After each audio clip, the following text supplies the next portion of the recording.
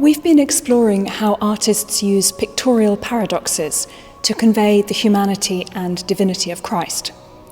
Part of the challenge lies in showing the visibility of Christ as a man who lived on earth, while also indicating the invisibility of God eternal.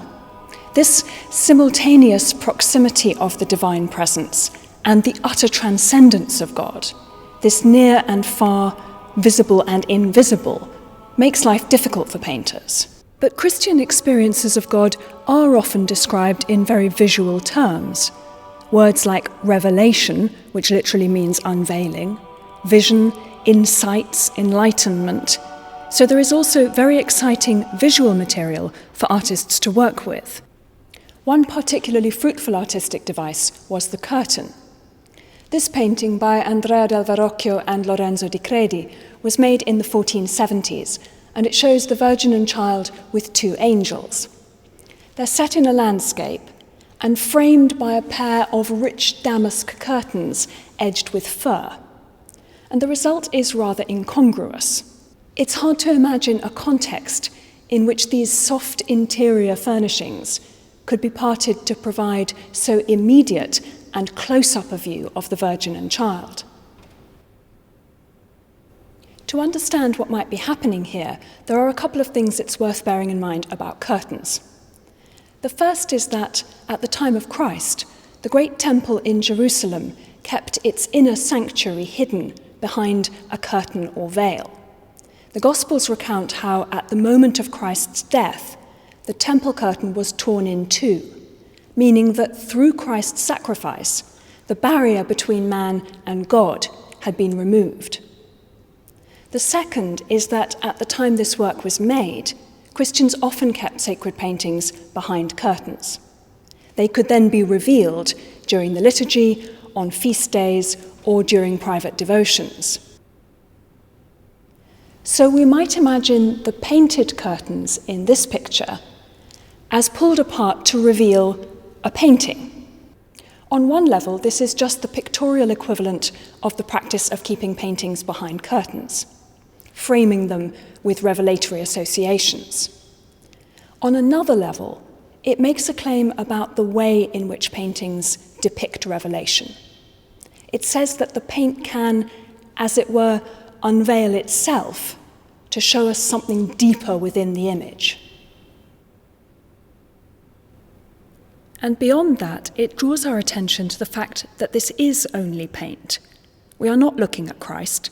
We're looking at his painted image, just as we are not looking at real damask and fur, but at painted curtains. Using curtains to signify something revelatory also draws attention to our position as viewers. We are on one side of the curtain. The Virgin and Child are on the other. The curtain is the threshold. And once you start noticing such thresholds, you find them everywhere, in solid external frames, but also in painted internal frames and steps, which the viewer has to cross in order to reach the painting itself.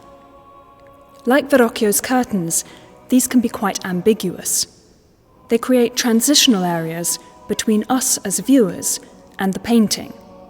They invite us to ask questions about where we are, what we're looking at, and how close we can get to it.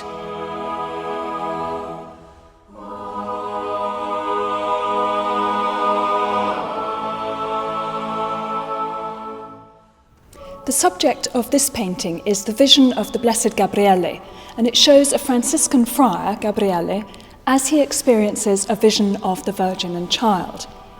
It was made in the late 15th century by Carlo Crivelli, whose snail we saw in episode 2. The Virgin and Child appear in the top right-hand corner, and one of the ways that we know they are a vision, apart from the fact that they're floating in the sky, is that they are encased in this golden mandorla. The rest of the scene doesn't have a gold background, but they do. They're floating in their own heavenly bubble, if you like. Except that they aren't quite. The figures project outwards from their mandorla into the earthly world. They're coming towards the friar, who sees them as he's praying. We have a sense of two worlds, an earthly and a heavenly sphere, which the Virgin and Child can bridge, humanity and divinity.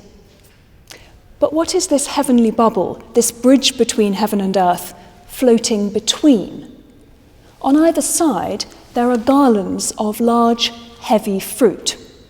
And when we look carefully at the fruit, we can see that it casts shadows on the picture, as if the painting were behind it, as if the garlands were three-dimensional objects hanging between the picture frame and the painting.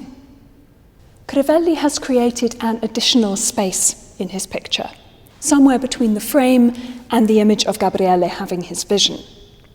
This space separates us from the picture, in the same way that the mandorla separates the friar from his vision. It marks out a different territory. We are both close to the friar and his vision and distant from them. He is both close to the Virgin and Child and separated from them. The Virgin and Child can project forwards out of their mandorla into the friar's world. Can we, the viewers, project forwards out of our world into the picture? Like Verrocchio, Crivelli is issuing a theological challenge in a visual form.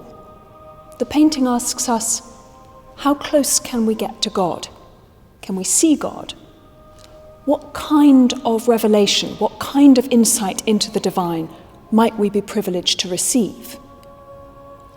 These aren't questions to which we can give definitive answers, and these paintings are, I think, deliberately inconclusive. They leave us in an ambiguous place, one step removed, wondering if we can ever cross the threshold and see the vision for ourselves.